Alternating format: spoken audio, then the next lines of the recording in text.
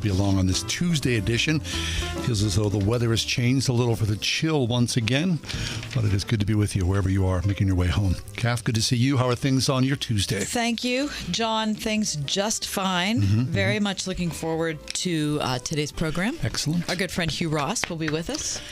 I always love when Hugh's here. We're going to open up the phones in the 5 o'clock hour. Yes. And it's National Pretzel Day. So, Pretzel Day. I mean, I don't think we can lose. All right. So, listen, I've been thinking about watching. We've been talking about watching programs and my refusal to engage recently. Well, not your refusal. You gave it up for Lent. It's not refusal. Well, lately it's been kind of a bit of a refusal, to be honest. Okay. However. Like I said, Christy, it is a refusal. It is. Yes. Have you touched at all on the Netflix series Old Enough? I don't know anything about it.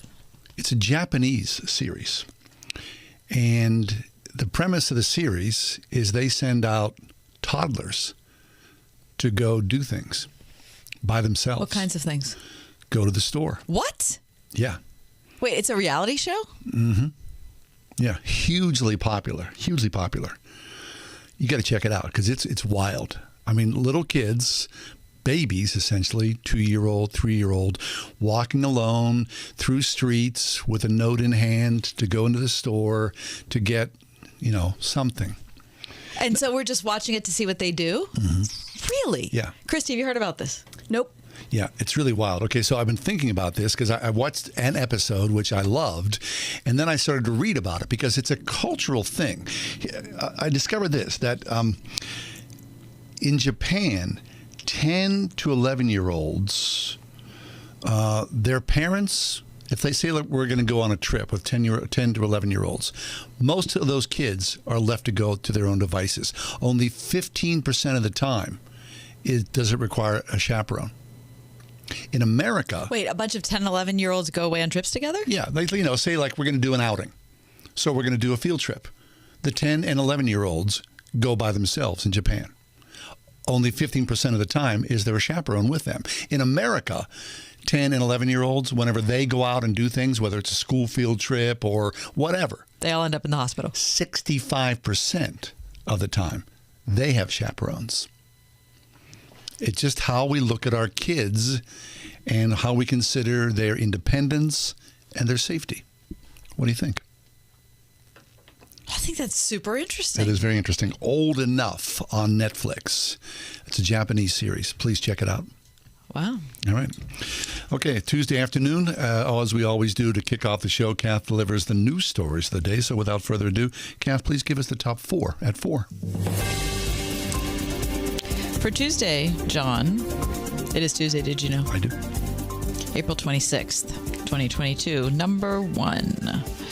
More than half of people in the U.S. had antibodies for COVID-19 by the end of February, according to a new study from the CDC. Children and teens were hit especially hard by the Omicron variant throughout the winter, with antibodies detected in 3/4 of the largely unvaccinated population. 3/4. Really?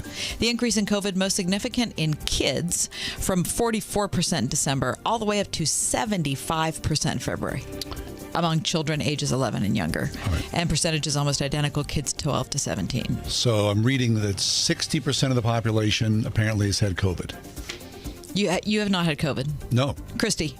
No, I have not. No. You? Well, I thought I did, but then I got the indeterminate test result. Oh, yeah, right. So I don't know. You're the only member of your family who was not. Yes, everyone else in my family's had it. Well, Probably the cats have had it. Probably so, yeah. Well, don't come knocking here on the ride home. I took a test last night. I'm negative, just in case you guys were concerned. Excellent. Good job. Good job. It's a performance test. Like I got an A. Good studying, Kath. Number 2. The Washington County-based developer planning a $600 million project that would bring a massive Ferris wheel, splash park, marina, ice skating rink, and housing project to Pittsburgh's north side received $10 million in state funding for the project. Yeah, that's throwing money. They are throwing money around. That is like a cash influx that any developer would You kidding me? Yeah. long for. The project will be called Esplanade, or Esplanade, depending on how you'd like to pronounce that word. I'll say Esplanade. Okay, it's been in the works for several years. It will include a 45,000 square foot pavilion for year-round entertainment, a courtyard and winter garden, restaurant, fresh food market, retail kiosks, and of course the aforementioned Ferris wheel. Also a mixed-purpose marina that will be available for public use, and a 300-unit apartment building with 20% of units earmarked as affordable housing. All right. So the deal is a Ferris wheel with a fresh food market. Right. So I'm going to go to the store, pick up some milk, and take a little trip on the wheel. Listen, I hate a Ferris wheel. Oh, I love a Ferris I think wheel. They're beautiful. What, are you kidding me? I think they're beautiful to look What? at. I hate them. Why? I hate them. You're not a Pittsburgher. They scare me. I get freaked out on Ferris wheels. It's one of my favorite things at the amusement park. It's horrible. I hate it so much. Oh my gosh. I'd ride any coaster 5 times a day for a whole summer before I got on a Ferris wheel. Yeah. Okay, I get it. I mean, who am I to say, no, don't be afraid of that? Exactly, right? John. No, sorry. Good thing you're not my therapist. And it's not the first time I've thought it. You got that Number right. 3. Tell me more. One day after bringing 4... Really? I had no idea you would think that. Number 3. All right. One day after bringing 4 commercial flyers down from the International Space Station, SpaceX prepared a Falcon 9 rocket and Crew Dragon capsule for launch to ferry 4 professional astronauts to the lab complex for a 4.5-month stay. Holy smokes. Liftoff from Pad 39A at the Kennedy Space Center is targeted for 3:52 a.m. on Wednesday. Roughly, John, do you know why they picked that time?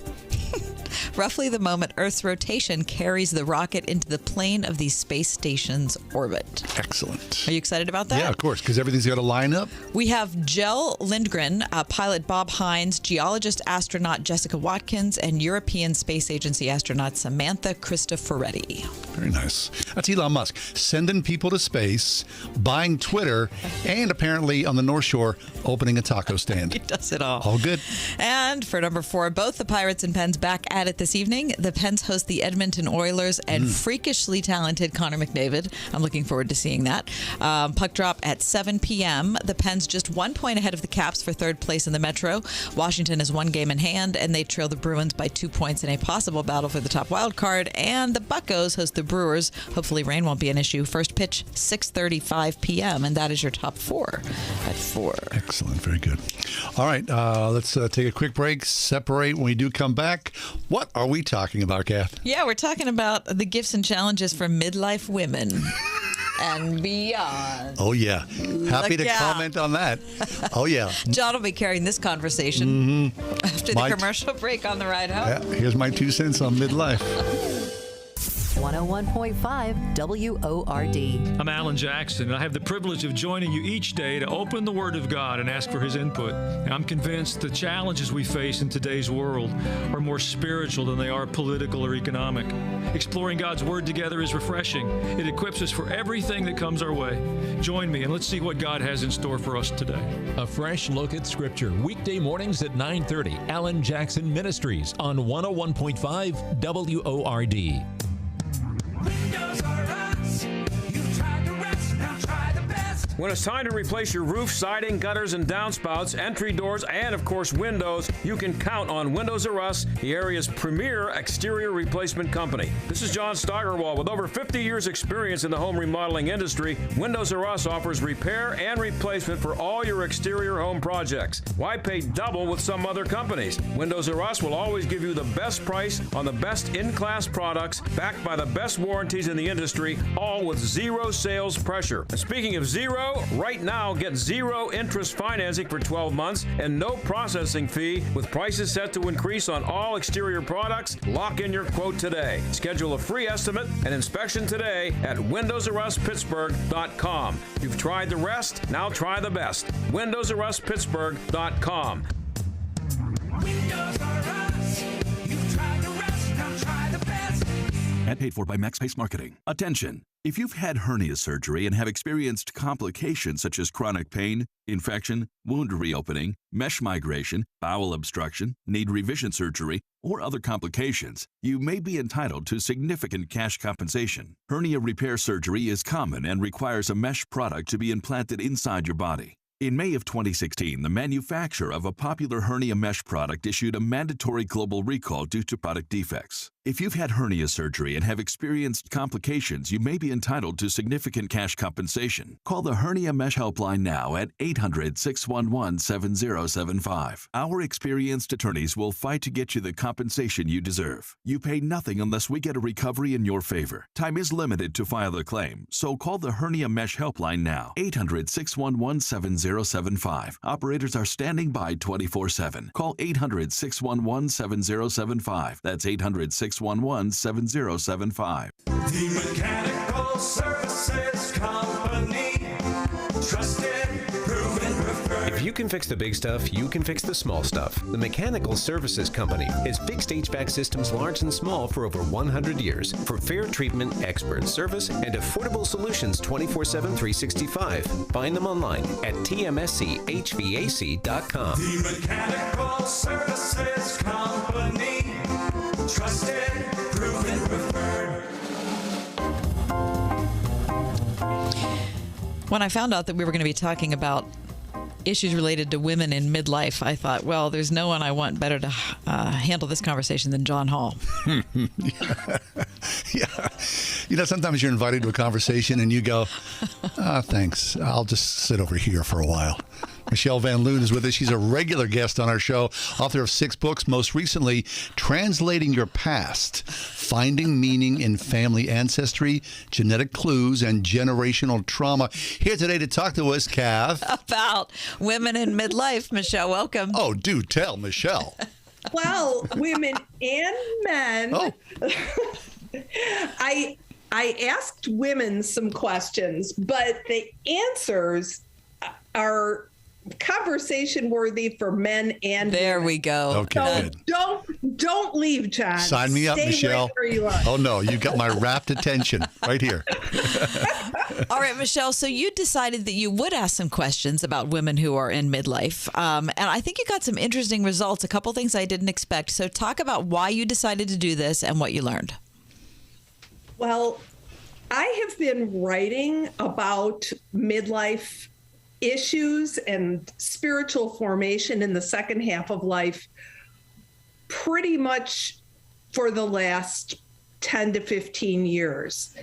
And initially I had done just kind of a casual survey. I'm not a researcher. I'm not an expert. I'm just a person with a lot of questions. And I had asked my little small group of people back in 2013, so this is 10 years, almost 10 years ago, some questions about their relationship with the local church. And I ended up with over 500 responses back then. That one thing led to another, led to another, led to another.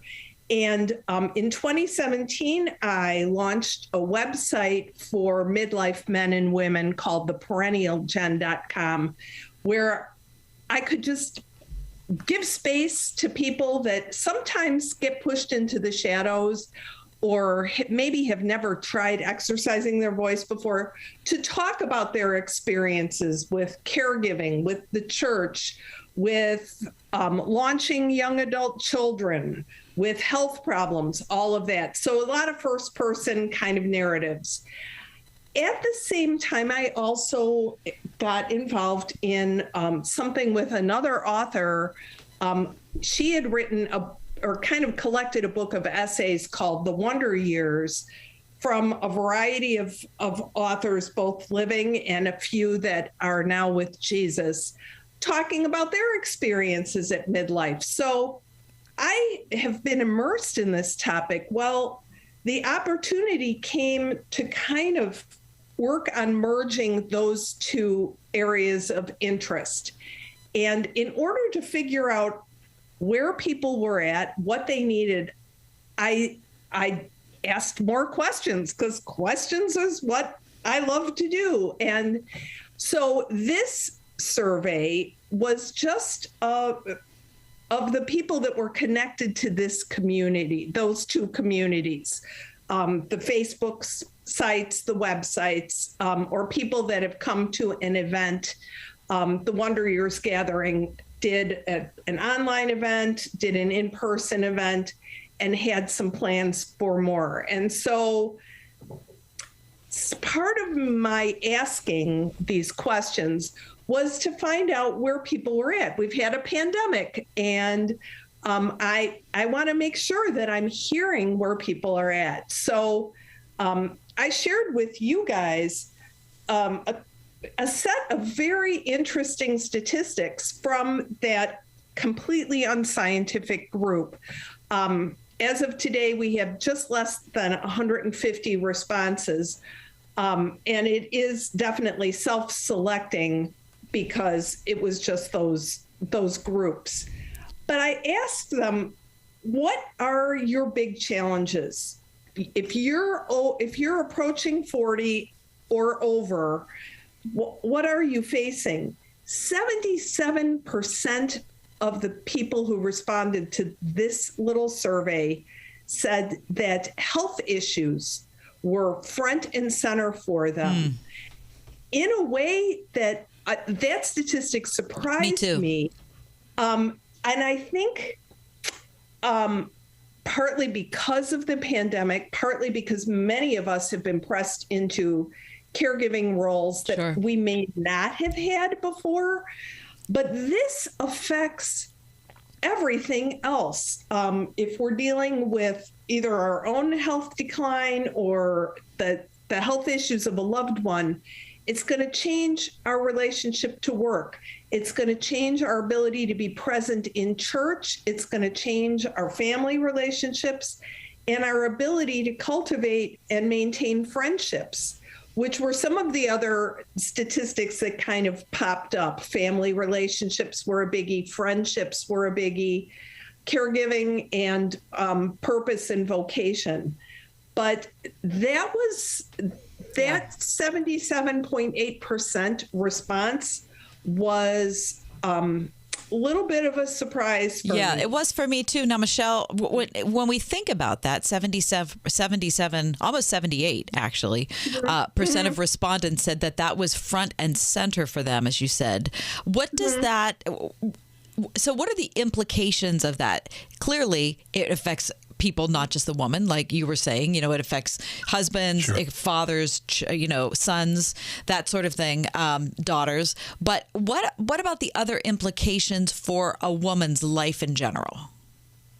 Well, I think I have my own health issues. I would have checked that box if I was taking the survey myself. But I think that sometimes we can kind of run past that. In the church, for example, a lot of the programming that we do, a lot of the activities that we do are dependent on a person who's got some time and some health. Yeah, that's so true. To show up to things, to do things. And so the message that sometimes comes, and I heard this in some of the comments that we got. I've also heard it through the years, in other spaces and places when I've written about these things, is that people with health issues become invisible, or they become a project. And none of the women wanted, there's somebody that really just needs to be someone else's project because they're in crisis. But the moment that the crisis stops for most of us, we want to be able to participate and have a voice. It was interesting to be able to hear from some of these respondents about the things that were a gift and a joy at this time in life. I tend to be a glass 3/4 empty, or mostly empty, or completely bone dry kind of person. But it was helpful for me to hear too. The other surprising statistic from this group of people who answered was that they found great joy in family and good relationships with their adult children. 72.5%. Oh, that's good. And that number surprised me. I suppose if some real, people that know how to do surveying were to ask these questions or rephrase some of them to get maybe a more neutral kinds of answers, the stat wouldn't have been so high. But I just asked based on what I hear from people. So a lot of us struggle in those young adult years with launching. It's a messy process. A lot of times there's trips back to the nest. There is financial help that's sometimes needed. There's crises. The pandemic affected that too and brought a lot of young adults home. So I'd be interested to know if that statistic would have been the same 5 years ago. Mm-hmm.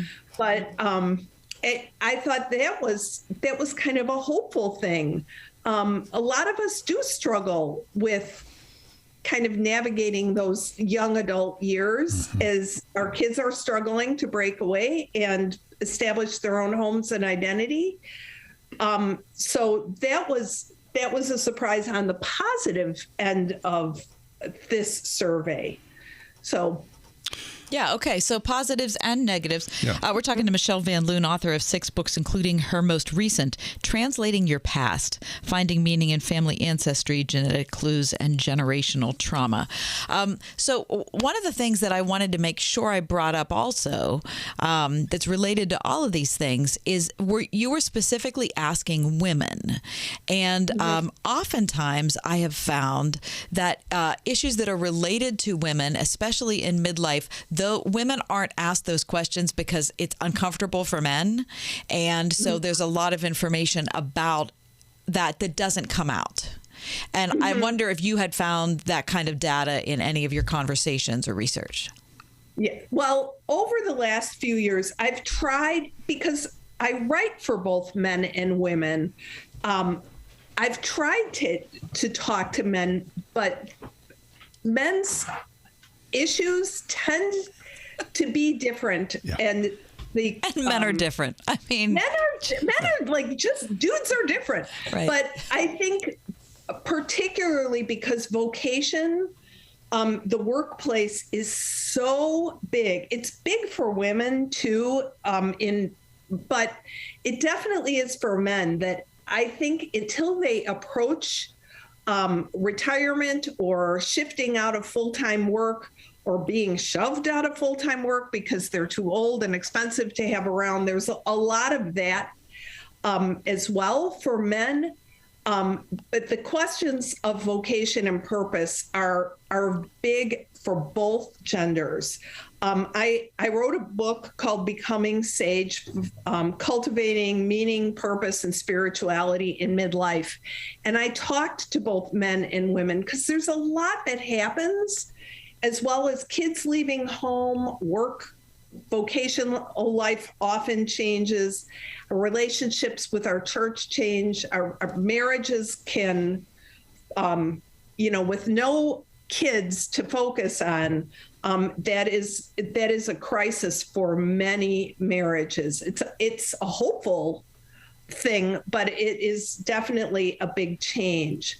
So we're facing challenges, and I think the thing that, if I could encourage those that are leading Bible studies or pastoring churches, working with small groups, serving in their community, it's to be able to pay attention to some of the things that people who are older, 40, 50, 60, and certainly as people move into their 60s and 70s, it changes yet again and becomes more intense. Some of the big drama of transition that happens at midlife starts to settle, and people can kind of rest more securely in who they are, their relationship with God. There's lots of statistics that kind of bear that out, not my own bad surveys, but being able to pay attention, because things like programming or expectations about church involvement, if people are dealing with health issues, caregiving issues, navigating relationships with friends and family, there's just a lot of upheaval. So that sensitivity to those things and perhaps thinking differently about some of the programming that happens in a church can be an incredible support to people that are dying to be seen. That's good. That's great. Michelle, you do really interesting work. And to think of, there are millions and millions of us in the same boat. And for the most part, we tend to think that we're isolated or our problems are unique to ourselves, when the fact of the matter is that we're all in this together, especially 50, 60, as you said, further on in life. I mean, things get a little more difficult. So it's good. Your research, I wouldn't downgrade your research at all. You're doing excellent work, even though the sample size you're saying is, 150 and it's not, gigantic and scientific. This is quality stuff that you're involved in. Clearly, people are telling you the truth. Check out Michelle Van Loon's latest book, Translating Your Past, Finding Meaning in Family Ancestry, Genetic Clues, and Generational Trauma. Also, Becoming Sage, which she mentioned just a few minutes ago, Cultivating Meaning, Purpose, and Spirituality in Midlife. Michelle, love you. Great to see you. Excellent work. Yeah. Thanks, you guys. Our pleasure. Find Michelle online, just like it's spelled. MichelleVanLoon.com. Elon Musk would want you to.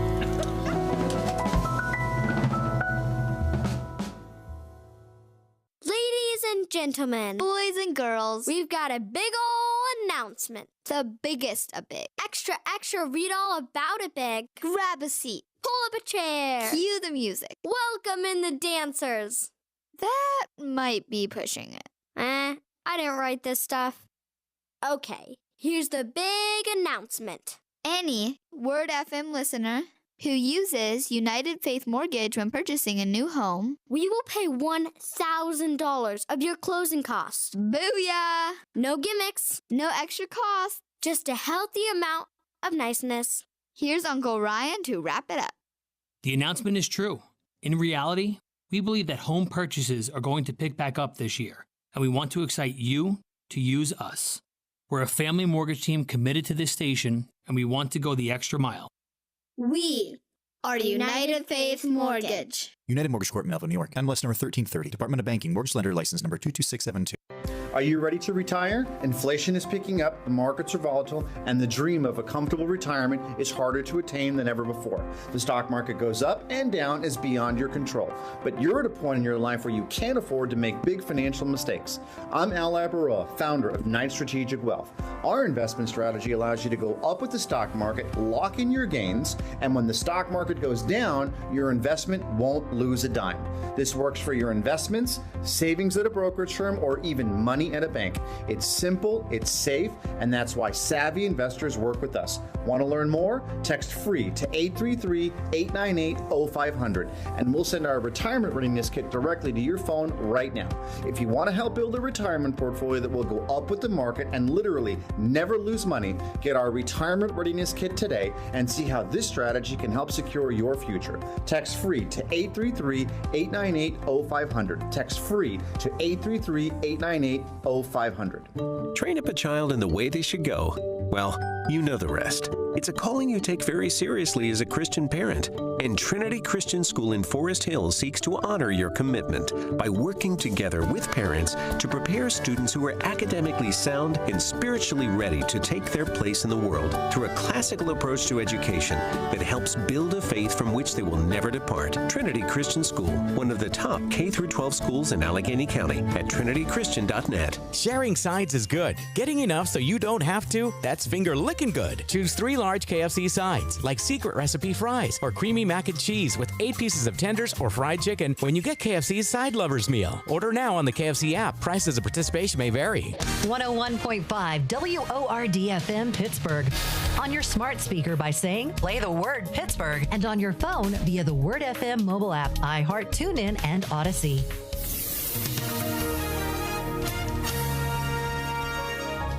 Patchy clouds and colder tonight. We'll see a late night rain or snow shower in spots, the low 35. A shower in spots tomorrow morning, otherwise mostly cloudy skies and breezy with a high of 43. Turning out clear and cold tomorrow night. Temperatures breaking the record of 29, set back in 1934. There will be a freeze with a low of 28. Partly sunny and cold Thursday with a high of 50.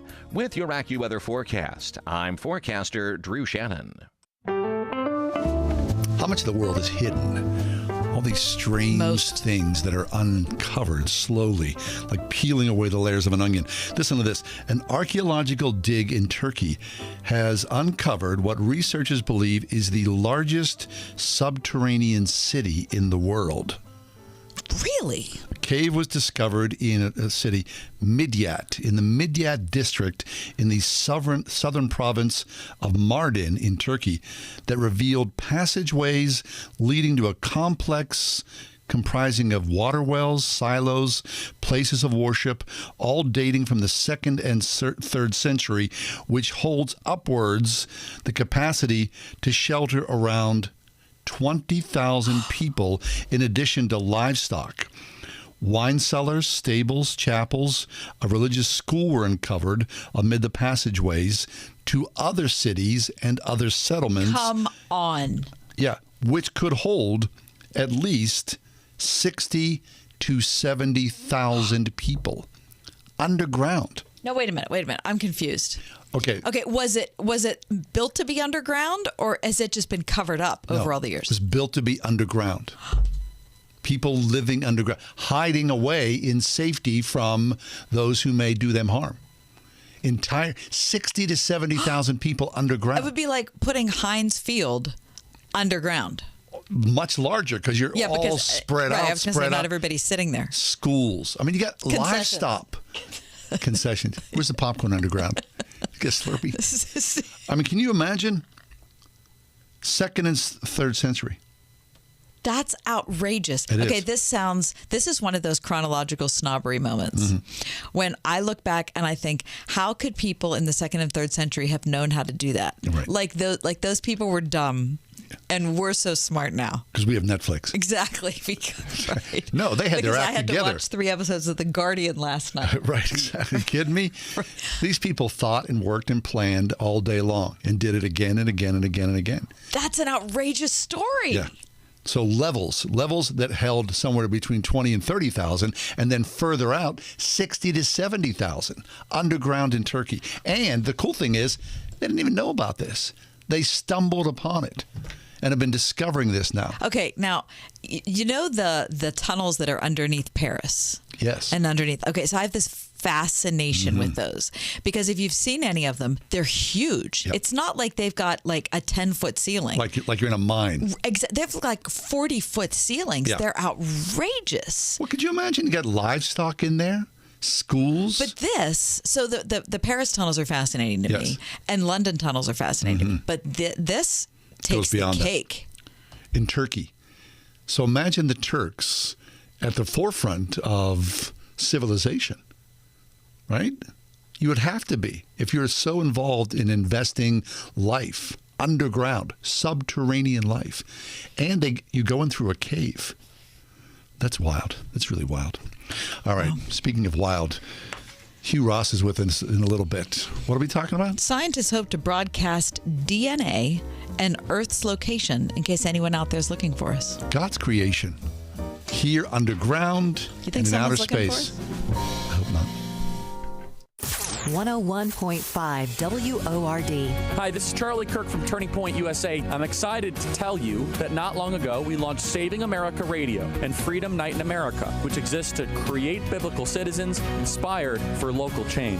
It's about empowering believers to know what the Bible says about being an informed citizen. This year, Freedom Nights will be branching out to even more churches across America. Be listening to our new program, Saving America Radio, right here. Saving America Radio with Charlie Kirk, weekday mornings at 11:30 on 101.5 WORD. Are you in excruciating pain brought on by your son, daughter, or spouse suffering from addiction? The sleepless nights, the constant worry, and the feelings of isolation. Recovery Centers of America wants you to know you're not alone. Addiction destroys families, but if you call Recovery Centers of America today at 1-888-RECOVERY, your loved one can begin to recover, and so can your whole family. At Recovery Centers of America at Monroeville, your loved one will be treated with compassion and dignity by expert addiction professionals while recovering in a world-class facility. Family Support Services will give you knowledge, connection, and community so that you can begin to heal and recover as well. Call 1-888-RECOVERY today. Recovery Centers of America accepts insurance, provides transportation, and offers intervention services at no cost. Patients are admitted 24 hours a day, 7 days a week. Call 1-888-RECOVERY now. This is Kathy Emmons.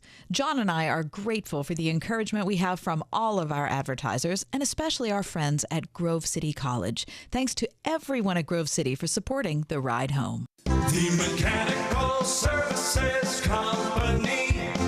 Trusted, proven, preferred for all mechanical systems, heating and air. Our team has got you covered. Maintenance, service, installs, and repair. Call us when you need comfort. Online at tmschvac.com. The Mechanical Services Company. Trusted, proven, preferred.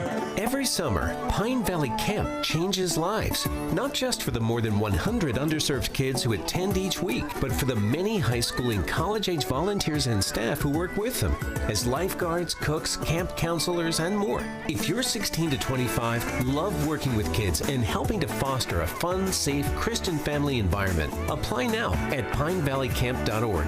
Pine Valley Camp, rebuilding broken lives through Jesus Christ in Beaver County. Camp opens mid-June. Listen on your smart speaker at wordfm.com, the Word FM app, iHeart, TuneIn, and on Odyssey. In your car or at home, too, at 101.5 WORD-FM, Pittsburgh.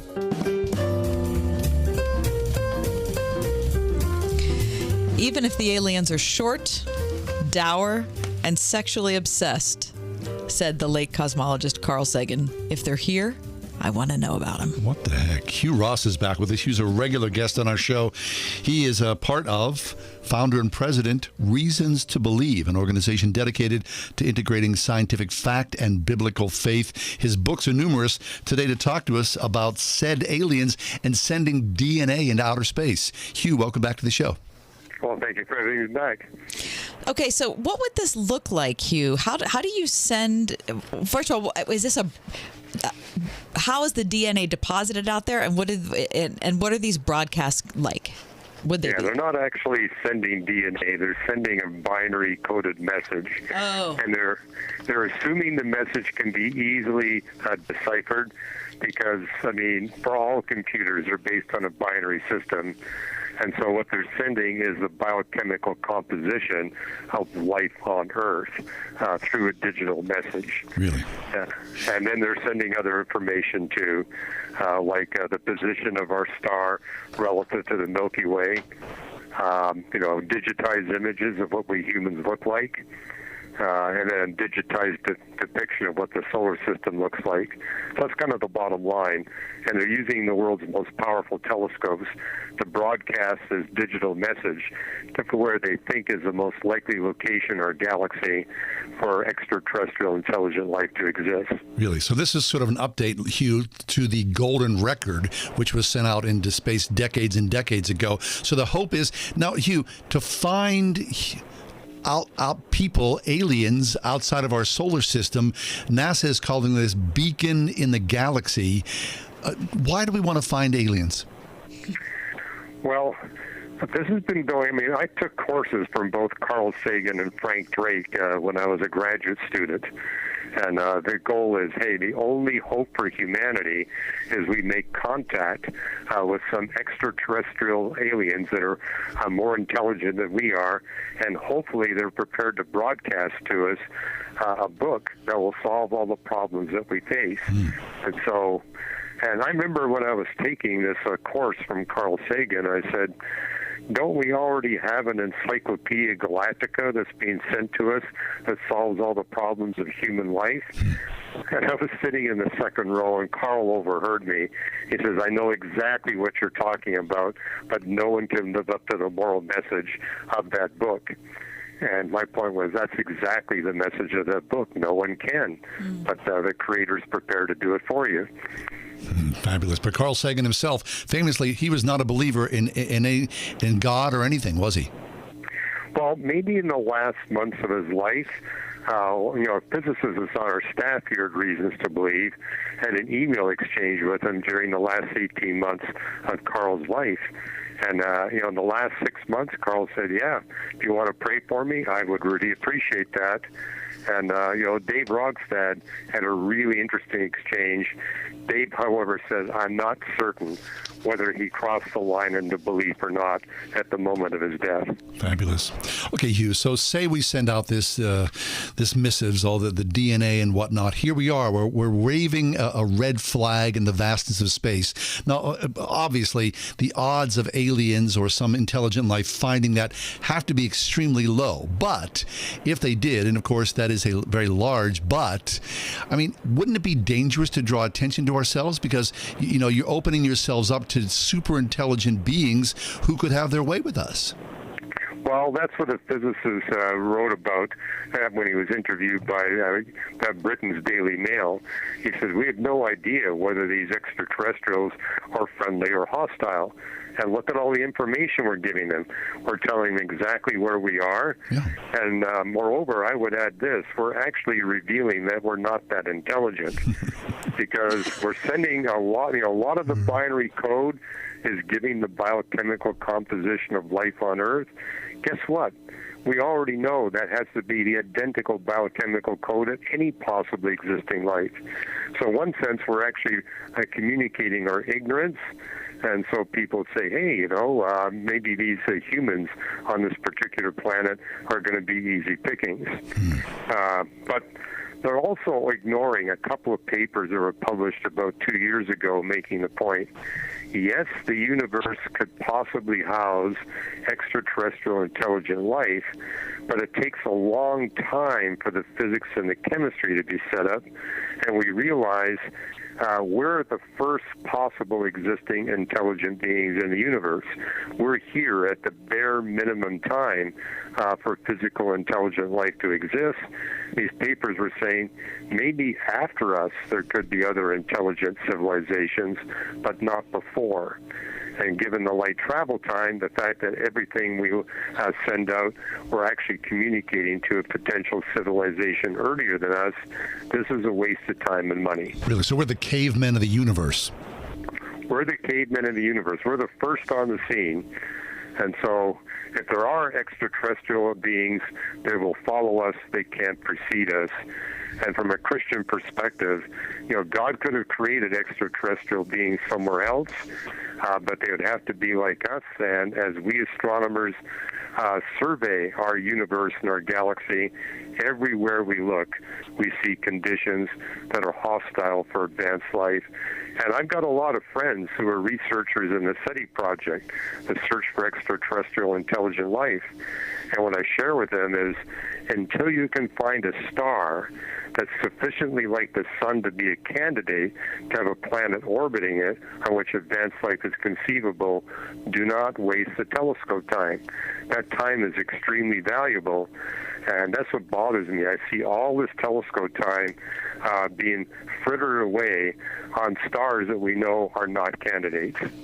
Astronomer Hugh Ross is with us, founder and president of Reasons to Believe. His books are numerous and include Weathering Climate Change, Why the Universe is the Way It Is, and Navigating Genesis. Hugh, talk a little bit more about the uniqueness of our sun, what sets it apart, and what about it allows for the life that we experience on this planet? Well, for 60 years, my peers have been scouring our galaxy and the Andromeda galaxy, trying to find another star sufficiently like our sun. And what we discovered is the star that comes the closest to manifesting the features of our sun has 5 times the luminosity and stability that our sun now manifests. That factor of 5 rules out the possibility of an advanced civilization on a planet orbiting that star. Our star is also noted for having the minimum flaring activity. So all the other stars you look at, they have more severe flares. And if you're a microbe, you can handle a flare. But for example, if we had a solar flare that was like the one that took place in 1859, that would knock out almost all the power grids of the world. And not a problem in 1859, but it'd be a huge problem today. Right. So what do you think? I mean, would it be amazing if alien life was discovered, if in some wild, this of course is all science fiction speculation, there was a conversation that somehow took place, and from one side to the other, someone said something about Jesus, and both sides nodded their head? That could happen, but if we're talking, say, 20,000 light years away, that means it's going to take 40,000 years to have a conversation like, hello, how are you?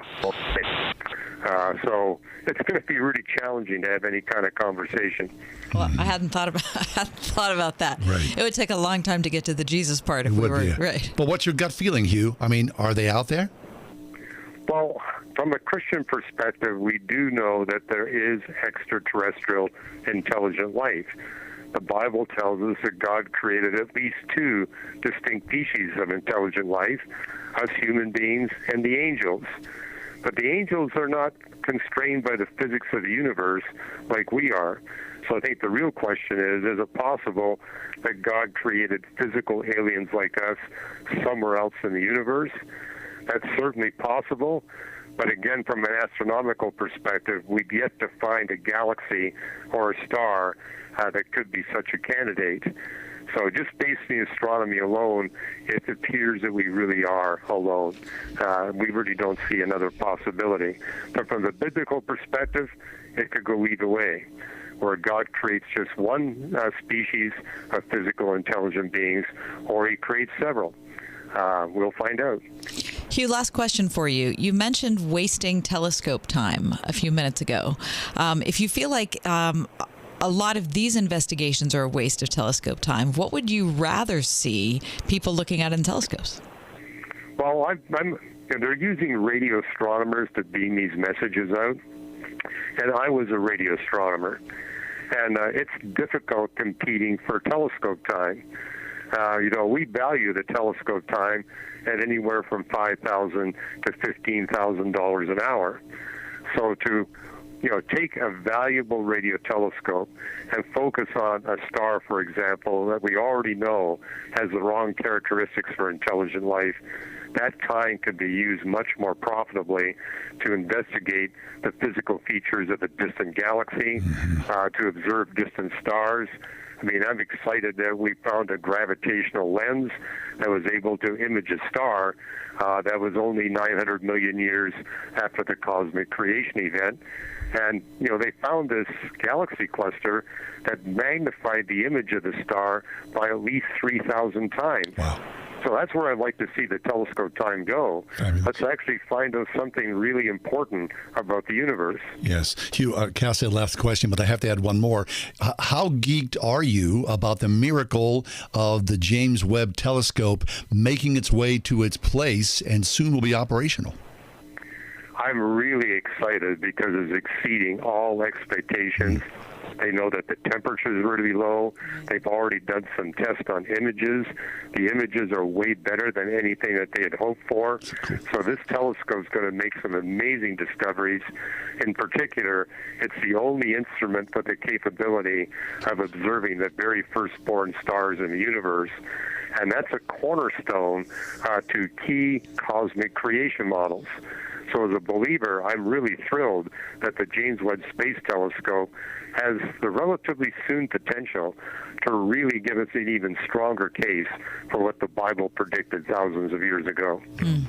Hugh, we appreciate you so much. I've appreciated your friendship for so long, and just really highly want to recommend your books to our listening audience. Check out Weathering Climate Change, Navigating Genesis, or Why the Universe is the Way It Is, and there are probably 15 other ones I haven't mentioned. Hugh, always a pleasure. Thank you so much, friend. You're very welcome. Hugh Ross, Reasons to Believe is the ministry. Always fascinating. Take a quick break. We're going to pivot from outer space to pretzels. That's the ride home. The Mechanical Services Company. Trusted, proven, preferred. If you can fix the big stuff, you can fix the small stuff. The Mechanical Services Company has fixed HVAC systems large and small for over 100 years. For fair treatment, expert service, and affordable solutions 24/7, 365. Find them online at tmschvac.com. The Mechanical Services Company. Trusted, proven, preferred. Why Doing It Right roofing, siding, remodeling? It's simple. It's in their name. Doing It Right uses only top quality materials and employs only experienced installation and management people to install and oversee your project. Family owned and operated for 38 years, and with over 45 years of industry experience, you can be confident that your project will be installed the correct way. Doing It Right does business honestly, taking no money down and collecting balance upon completion. You will receive a lifetime labor warranty from Doing It Right. Doing It Right does all work to manufacturers, National Roofing Contractors Association, and Vinyl Siding Institute guidelines and specifications for a complete and headache-free installation. Doing It Right is an Owens Corning Platinum contractor and James Hardy preferred contractor. Most importantly, they're affordable, offering great financing options and accepting all major credit cards. Be sure to mention John and Kathy for a discount off your roofing, siding, and remodeling estimates. Call 724-NEW-ROOF or find them at roofingcontractorpittsburgh.com. Want it done right, call Doing It Right. Dr. Mehmet Oz confessed, quote, "I'm not socially conservative." Mehmet Oz is a liberal on guns.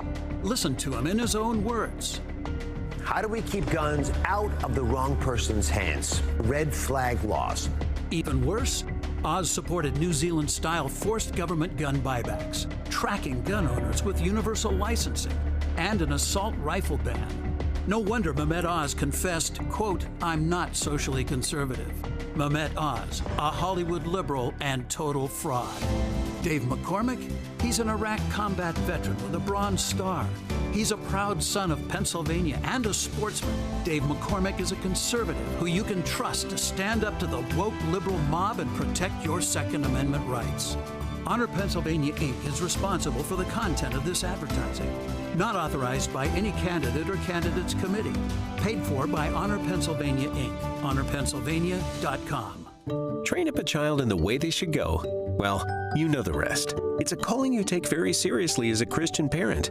And Trinity Christian School in Forest Hills seeks to honor your commitment by working together with parents to prepare students who are academically sound and spiritually ready to take their place in the world through a classical approach to education that helps build a faith from which they will never depart. Trinity Christian School, one of the top K-12 schools in Allegheny County, at trinitychristian.net.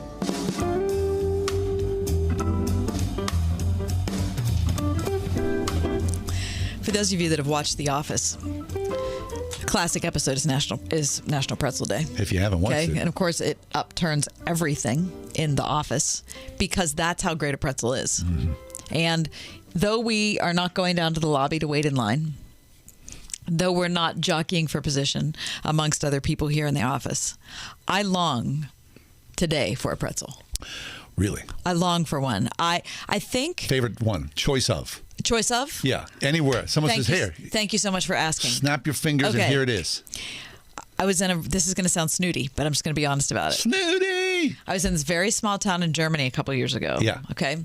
And this woman who lived in the town came into the church where we were staying, and she had a basket, a wicker woven basket that had like a little towel in it. Mm-hmm.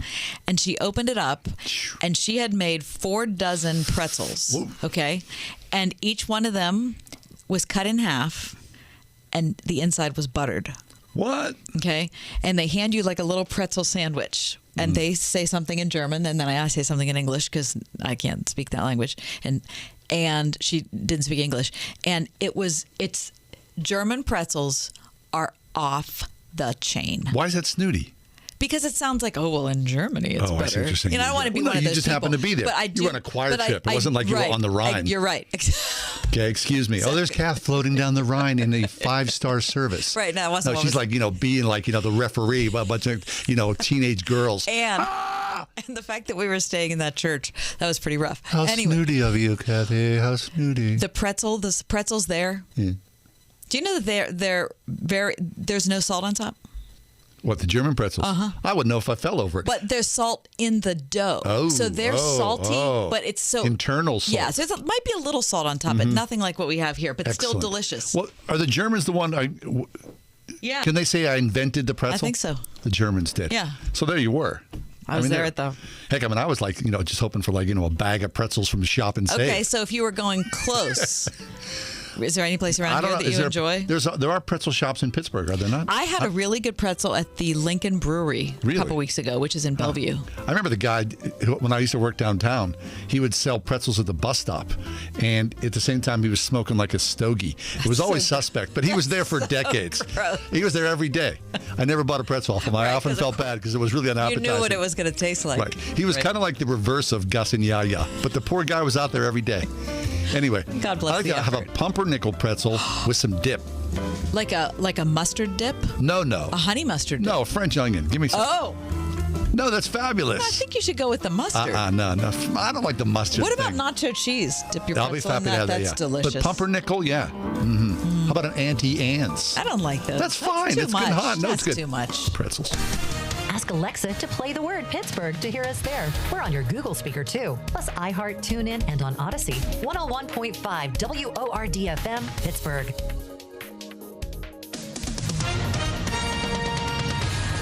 With SRN News, I'm John Scott. Ukrainian Foreign Minister Dmytro Kuleba says in order to win the war, Ukraine needs more help from the West.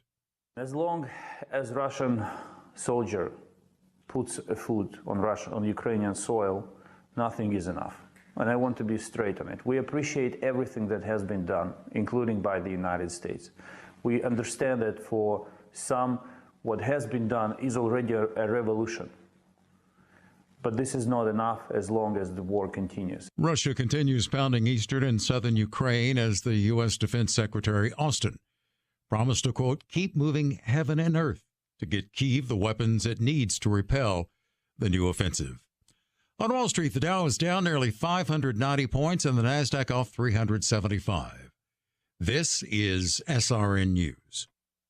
Hi, my name is Ryan Bourne. And I'm Danica Bourne. And we're the owners of South Coast Tax. We would like to thank our Lord for protecting us from evil. Psalm 91 states, He is my refuge and my fortress, for He will rescue us from every trap and protect us from deadly disease. South Coast Tax are Christian-based tax accountants and attorneys who specialize in releasing bank levies, wage garnishments, and filing complex tax returns. We are the leaders in acceptance of offers and compromise with awesome results. We are also a small firm who will treat you like family and not just a number. Call us today at 1-800-TAX-3156 for a free consultation, and we'll take the time to explain all of the programs that you qualify for in order to allow you a fresh start. In John 8:36, so if the Son sets you free, you will be free indeed. And one way we can achieve that is by being debt-free. So let us help you today. Call us at 1-800-TAX-3156, and together we can help achieve this goal by putting the IRS tax debt behind you for good. Again, that number is 1-800-TAX-3156.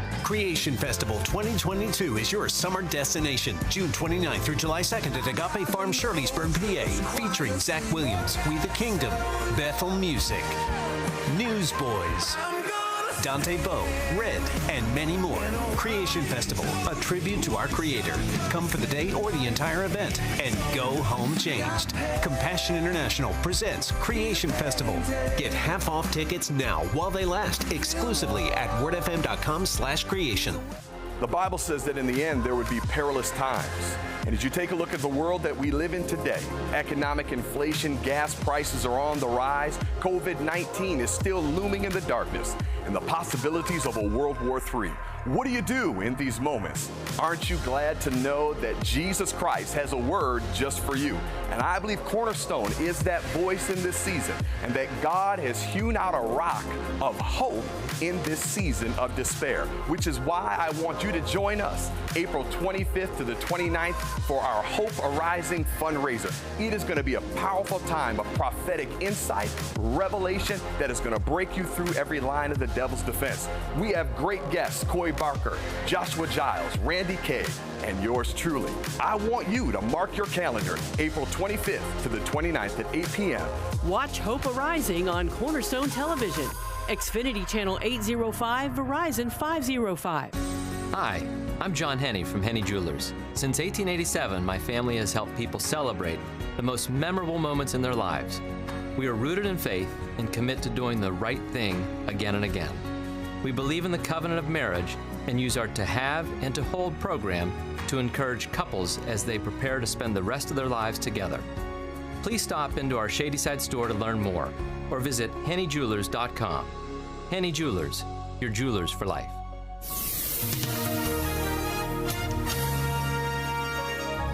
Patchy clouds and colder tonight. We'll see a late night rain or snow shower in spots, the low 35. A shower in spots tomorrow morning, otherwise mostly cloudy skies and breezy with a high of 43. Turning out clear and cold tomorrow night. Temperatures breaking the record of 29, set back in 1934. There will be a freeze with a low of 28. Partly sunny and cold Thursday with a high of 50. With your AccuWeather forecast, I'm forecaster Drew Shannon.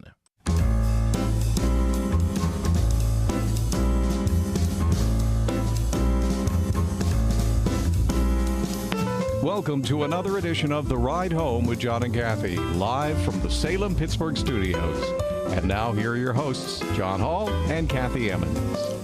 Greetings. Good afternoon to you. Thanks for coming along today, the 5 o'clock hour of The Ride Home. Daily this happens. You read something and you cannot believe that this actually happened. Yeah. And oftentimes the disbelief, the shock of it all, is centered around the heartbreak of the story of the people involved in the story. And such is the case with a short story that I'll tell you now about a man whose name is Win Bruce. Win Bruce was 50 years old. And last Friday at 6 p.m. at the nation's capital, outside of the Supreme Court, Win Bruce set himself on fire and killed himself in self-immolation. Bystanders tried to help. Of course, you can imagine the horror of witnessing that. But as you read the story about Win Bruce, it's clear. I mean, first people, I think when you hear this, you go, oh, what could have driven someone to do this? How could you harm yourself? What was this all about? And in reading the story, my first thought was, how could you commit suicide by setting yourself on fire? Well, reading deeper into the story, and then, of course, the reporter, I'm reading from an article at the today's Washington Post, Ellie Silverman and Ian Shapira have written this article, that they go into Win Bruce's life story. And this young man, 50 years of age, his story defined by two things. An automobile accident at the age of 18, his disappointment at his physicality by the wreckage of the automobile accident being taken away. He hoped to be in the Air Force. This happened literally, this auto accident in Win Bruce's life. He was driving with a buddy of his.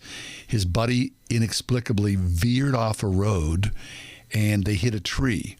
His friend who was driving was killed instantly, and Win Bruce was critically injured and had to undergo years and years of physical therapy. Now, his family said that in the intervening years, most likely he suffered brain trauma, was never able to actually hold a job supported by his family, although he had aspirations and he had a photography business.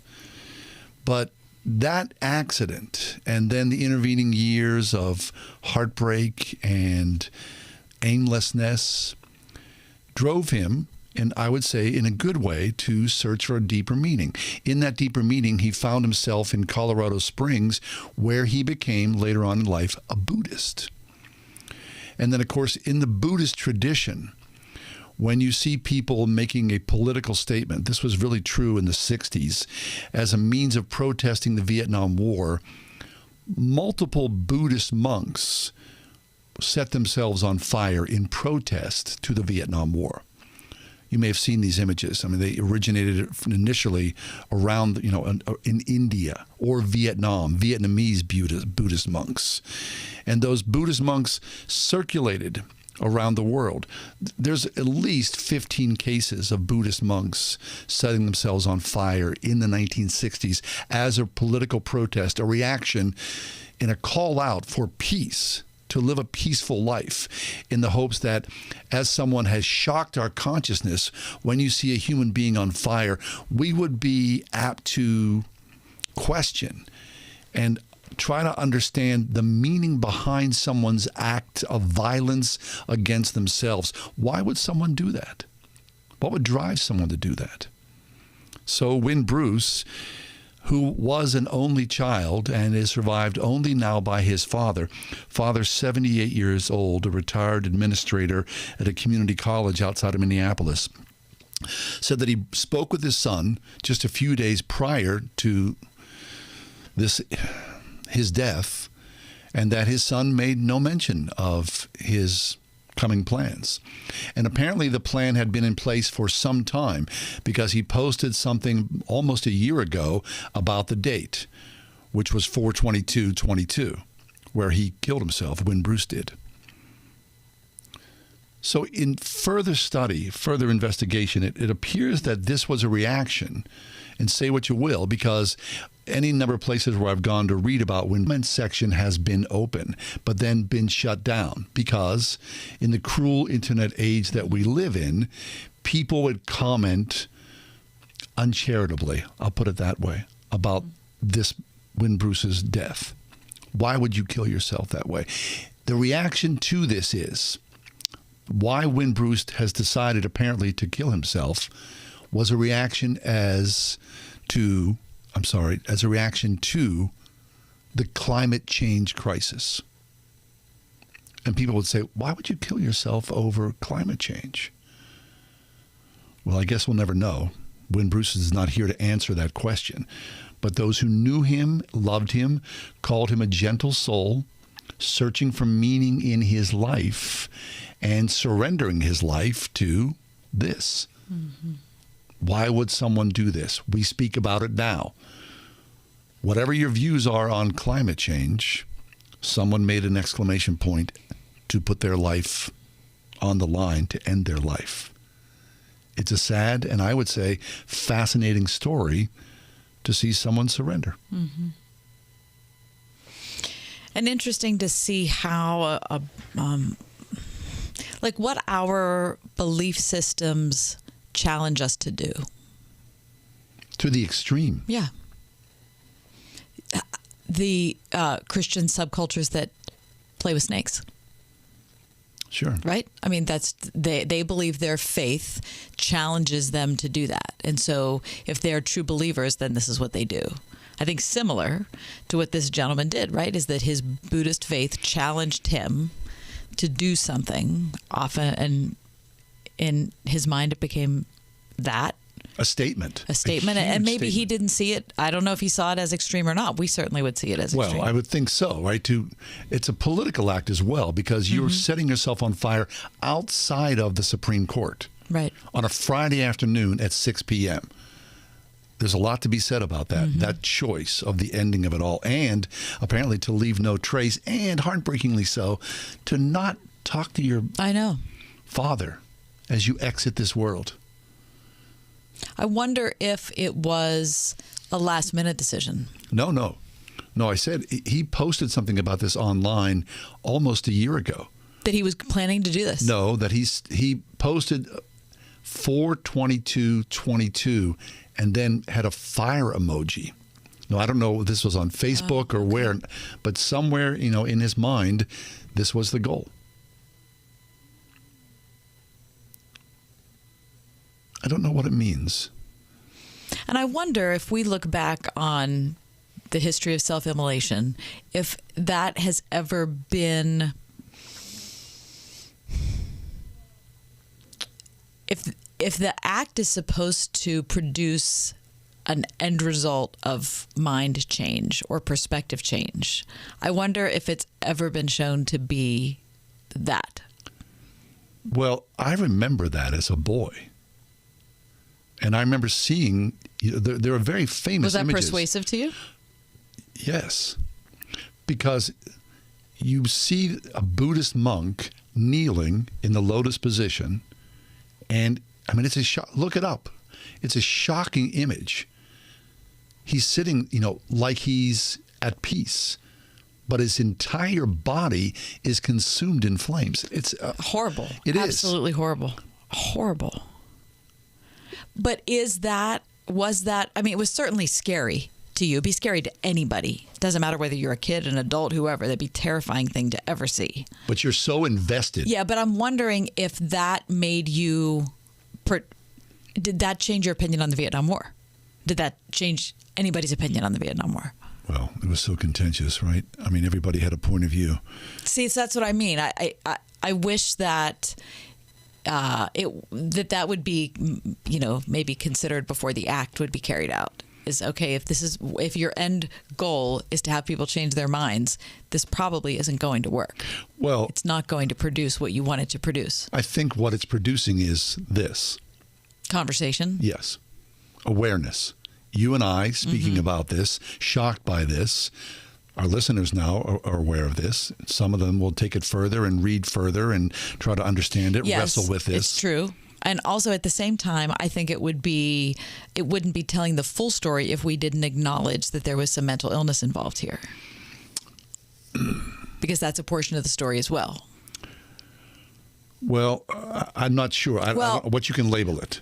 A brain injury? Is a brain injury mental illness? No. Well, a brain injury is a brain injury. Right. But clearly he was functioning.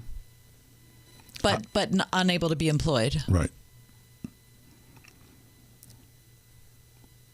Someone cared deeply about something enough to make an act that's so shocking. And so horrible. They made a statement. It's something they cared deep. But I don't want to minimize that person's life. Of course not. Any person who dies by their own hand, you would never want to minimize their life. No. So because I think maybe the minimization of their own life is what drives them, in some cases, to commit the act. But to certain people, he will be an environmental martyr. Sure. Right? And that means something to them for that cause. Mm-hmm. I don't know. Let's take a break. This is The Ride Home. We're Pittsburgh's Christian Talk. We're just wrestling with things like you are. Jesus, save and protect us. Be right back.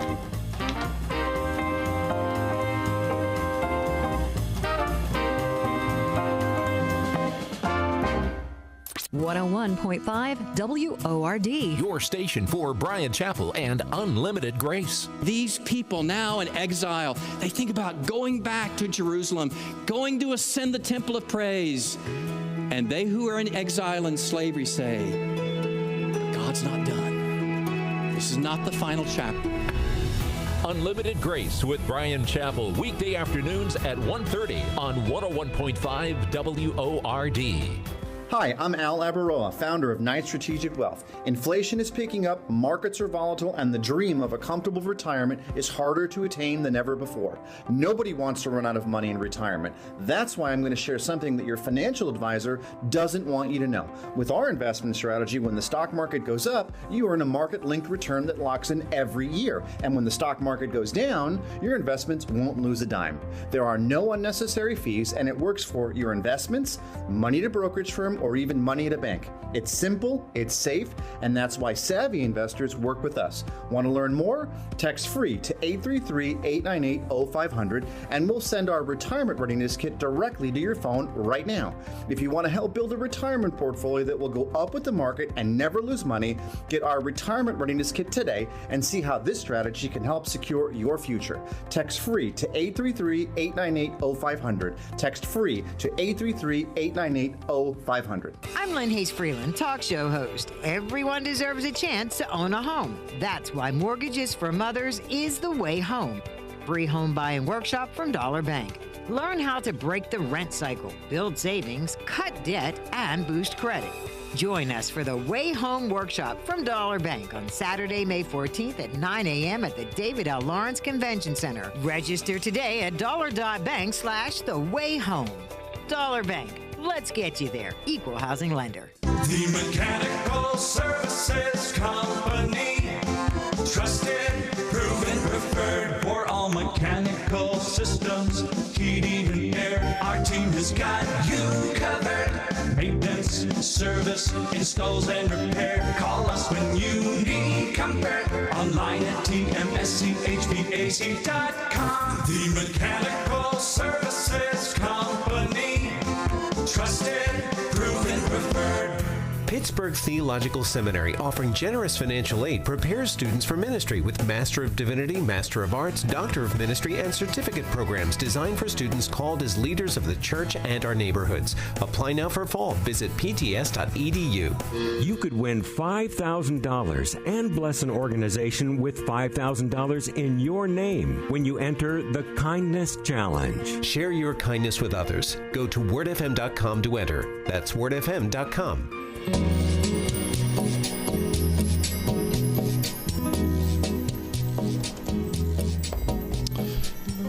We saw something the other day about children, adult children living at home, or adults supporting their children financially or in some way. 62%, that's amazing, 62% of parents are helping their children in some form as they are in adulthood. And another key finding from the same study is that 62% of adult children living with their parents don't contribute in any meaningful way to household expenses.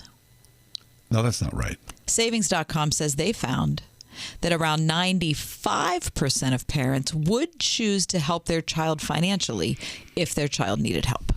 Of course. All right, if your kid was in turmoil, and right? Mm-hmm. Okay. Parents are shelling out roughly $1,000 a month on average on such expenses. Food, health insurance, cell phone coverage, food, all those things together. A child over 18. When I left... Well, you're shaking your head. When I left my parents' house... How old were you when you left your parents' house? 18. But really, truly, I was almost 16 because I went to live at the funeral home. And so I was making a living. Now, when you say you went to live at the funeral home, what does that mean? People listening to the program are like, what? Tell me more. Well, there's a local funeral home that they needed a guide, a person to answer the phones at nighttime. So they provided me with an apartment upstairs of the funeral home. And, I spent many, many nights there. And you were like in 10th grade? Yeah. And I worked there and mostly lived there throughout the entirety. And I left there, end of freshman year in high school. Or in college, end of freshman year in college. I understand that was, a unique gig. That's for sure. I mean, but you know what I mean? I was pretty much on my own. Now, did you ever move home after you left at 18? I broke my leg and moved back home for just a short period of time. How short? Less than 2 months. Okay. But I was a mess. I mean, I broke my wrist and my leg at the same time, so I really wasn't mobile. I needed some help. Yeah. Mom. Thanks, Mom. Dad. Mm-hmm. Okay, but look. Okay, so and you have 2 children, both of which are still at home, but not currently at home. They're both in college. They're in college, but they're coming home. Yeah, but not currently at home. They're both in college. They're in college, but they're coming home. Yeah. Now, things have changed. It's a lot harder now. And look, especially what's happened in the last couple of years. Mm-hmm. Pandemic's changed everything, hasn't it? Yes, it has. It for sure has. You've got 2 kids. One child is at home. One is not at home. Mm-hmm. A recent college grad. Right. With a full-time job out on her own. Right. Which was pretty much the standard. Yeah, I left home when I was 18 and never moved home again. Wait. No, I never did. I mean, yeah, right. No, I never did. But again, it's different for everybody. I don't think that you can, there shouldn't be a one-size-fits-all approach. No, of course not. Because everybody has different issues. Like you got hurt. Yeah. You had to go home. And I'm not trying a lot of people have an illness, financial meltdown, whatever it is. It's not. Whatever. I have my husband and I told our daughters from the time they were maybe in the middle of high school to current times that they could always. That's what I said to my kids. Come home. I always say to my boys, you are always welcome here. Yes. It's an open door here. I love you. Yes. Now, of course, when they're 40, if they're still living with me, I got a problem. I mean, I don't want that. Of course, no parent wants that. Everybody wants their child to go on their own and create their own life and to flourish themselves. But there's always an open door. I think that's a really important thing for kids to know. Okay, but where do you draw the line? And that's the question. Right. We're going to open up the phones right now at 800-320-8255. 800-320-8255. How are you supporting your adult children? Have you drawn a line? And if so, where is the line? Is there good advice there? 800-320-8255. If you're listening to the program and you have little kids, this is going to happen to you at some point where you're going to have to make a determination like this. Well, if you're listening to the program and you've never had kids, it's an interesting thing to know about still because it affects the whole community. It affects the whole neighborhood. It impacts your entire church. I mean, I have multiple people who I know who are part of my church family who are adult children who live with their parents. And it's not. That's a healthy choice for them. It's not like that's a bad choice. That's a healthy choice for them. But especially you age out. But there are parameters to it that they've set up. Anyway, we want to hear from you at 800-320-8255. And we're just curious. How are you supporting your adult kids? Right. Have you drawn a line? And where is it? All right. Okay. So, how are you? Are you supporting your kids in any way? No, I mean our daughter who's still in college. Well, a little bit. Yeah, a little bit. Not she has a job up there. We're not doing much. I mean, not a whole lot. I'm paying my kids' car insurance. Oh, we're paying for their phones, both of them still. And their phones. And we are right. We're paying one car insurance, not the other. But we are still they're still under our health insurance. Oh, health insurance. I'm happy to do that, right? I mean, holy smokes, yeah. Okay, 800-320-8255. Let's go to the phones. Nicole, you're first up. Tell us your story about your adult kids. So my daughter is, and hello, by the way. Hello. I love your show. Hi, Nicole. Thank you. Hey. So my daughter is 22. She's in college. She doesn't graduate until December. Before she got into college, I told her I would pay her college expenses for like the first 4 years. And then after that, if she wanted to go to grad school or med school, then she would have to do the rest. But the year and a half in, I had gotten really sick. I had heart surgery, and I just could not do it. The bills just piled up, and I couldn't do it any longer. And she had to go to a community college, and she was devastated. And I had to remind her who she was in Christ and that just because she had to go to a community college, that college didn't make her, that God made her. And she had to take over her bills. And she was upset for a moment, but she's been fine ever since. Like, she found her way. She got another job. She started paying all of her bills, and she started asking for assistance from the school. And so now, 4 years in, she has been blessed. She's back at her 4-year university. She, like I said, she'll be graduating, but she pays bills. She does not live rent free. Nobody lives in my house rent free. Yep. And but she pays her portion, and she pays her college tuition. Wow. Now, when she graduates, she's supposed to be taking her MCATs. I hope I'm saying it right. And she's supposed to be, applying for medical school. I told her she can live with me until she's done medical school because I don't want to see her out there with a whole bunch of debt, unnecessary debt, if she doesn't have to.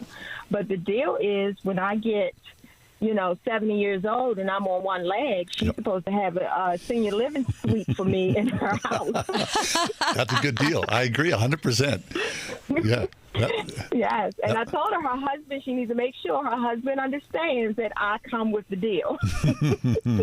No, you did your part. It's, right? It's good to come back around again and take care of Mom. Exactly. But she does not live rent-free, and she has to pay her part of her expenses. Excellent. So, Nicole, what happened is you created her into an adult, did you not? Exactly. Exactly. Good job. Wow, good for you. Very, very good job. And it's funny, real quick, it's funny because when she tells people she paid bills, her friends, they look at her like, what? I told her one time, I said, you might not have to say that to everyone. I don't think they understand. Thanks, Nicole. Very good. Good to hear from you. That's an excellent phone call. Really appreciate it. 800-320-8255. Are you in some form or another helping your adult child with expenses? Or are you an adult child and you're being helped by your parents? Right. 800-320-8255. Let's go back to the phones. And, hey, Kelly, you're live with Kathy and myself. Thanks for coming along and be part of the conversation. Thank you very much for having me. This is a subject that is kind of near and dear to my heart. So I had to call in for the first time just to chime in case there's anyone else with a similar situation listening. I'm in my late 20s, and my husband is in his early 30s, and we're both college grads. And based on our area, it just doesn't fiscally make sense to purchase a home. The cost of living is crazy. so high. Yep. And his mother, my mother-in-law, we're very fortunate to have our differences but get along at the core of things. So we live with her. And I think that that's not that atypical of a living arrangement, but there's a lot of pressure on people my age to be completely independent, not ask your parents for anything. And at first I really had a gratitude issue with this situation. I said, I want to meet, these social standards of buying my own place, buying my first house with my husband, being completely independent. And God really dealt with my heart there because I was actually being very ungrateful that I had a wonderful house, a good relationship with my mother-in-law, and a safe place to be. And I had to do a literal gratitude practice and pray over this until it dawned on me that I'm so fortunate to have this situation.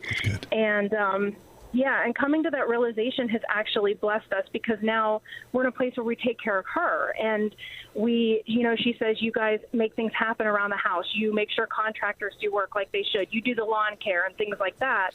And it really I watched this transform from a place of no gratitude for my situation to feeling envious of others to a place of that I didn't even see I could get to, basically. Kelly, that's so good. One thing I just really, first of all, I want to affirm your whole attitude about it and just being honest in saying that at first you felt like, I'm supposed to be independent and I want my own house. And so I appreciate you kind of taking us through that evolution in your own thinking. But the other thing is we in America we keep decrying how isolated we are, how lonely we are, right? And yet we seem to be doing everything to, bifurcate from our family members, our relationships, whatever it is, when you are talking about something that's really, going to become near and dear to you. Maybe should you have children, to your children. Yeah. And much more traditional around the world. Yeah, I think that's a good point, and I didn't even think of it that way. But I mean, if we lived separated, we would feel lonely, and we'd go over to visit her all the time, and then we'd be worrying about caring for her at a distance. Right. Whereas we've made that happen in a convenient, natural way, and it was just getting over the society perception of it. Good for you, Kelly. And the perception, Thank you. That's really good. Thanks for calling. Very good. 800-320-8255. Should we step aside or we get sounds good. Go back to the phones?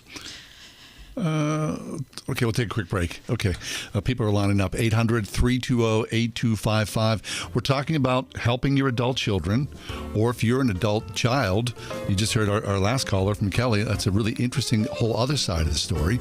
Tell us, how's that work in your family, in your life, in your budget? The Mechanical Services Company. Trusted, proven, preferred. If you can fix the big stuff, you can fix the small stuff. The Mechanical Services Company has fixed HVAC systems large and small for over 100 years. For fair treatment, expert service, and affordable solutions 24/7, 365. Find them online at tmschvac.com. The Mechanical Services Company. Trusted, proven, preferred. Dr. Mehmet Oz confessed, quote, "I'm not socially conservative." Mehmet Oz is a liberal on guns. Listen to him in his own words. How do we keep guns out of the wrong person's hands? Red flag laws. Even worse, Oz supported New Zealand-style forced government gun buybacks, tracking gun owners with universal licensing, and an assault rifle ban. No wonder Mehmet Oz confessed, quote, "I'm not socially conservative." Mehmet Oz, a Hollywood liberal and total fraud. Dave McCormick, he's an Iraq combat veteran with a Bronze Star. He's a proud son of Pennsylvania and a sportsman. Dave McCormick is a conservative who you can trust to stand up to the woke liberal mob and protect your Second Amendment rights. Honor Pennsylvania, Inc. is responsible for the content of this advertising. Not authorized by any candidate or candidates committee. Paid for by Honor Pennsylvania, Inc. HonorPennsylvania.com. Every summer, Pine Valley Camp changes lives, not just for the more than 100 underserved kids who attend each week, but for the many high school and college-age volunteers and staff who work with them as lifeguards, cooks, camp counselors, and more. If you're 16 to 25, love working with kids and helping to foster a fun, safe Christian family environment, apply now at pinevalleycamp.org. Pine Valley Camp, rebuilding broken lives through Jesus Christ in Beaver County.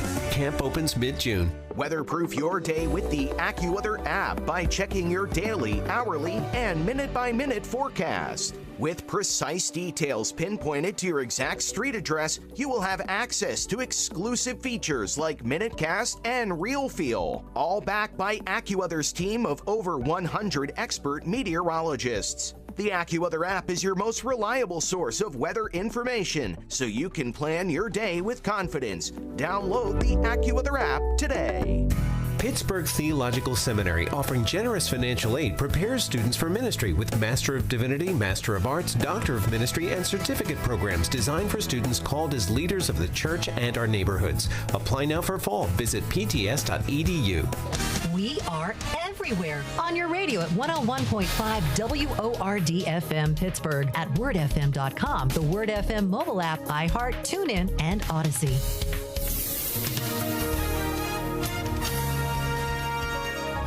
Patchy clouds and colder tonight. We'll see a late night rain or snow shower in spots, the low 35. A shower in spots tomorrow morning, otherwise mostly cloudy skies and breezy with a high of 43. Turning out clear and cold tomorrow night. Temperatures breaking the record of 29, set back in 1934. There will be a freeze with a low of 28. Partly sunny and cold Thursday with a high of 50. With your AccuWeather forecast, I'm forecaster Drew Shannon.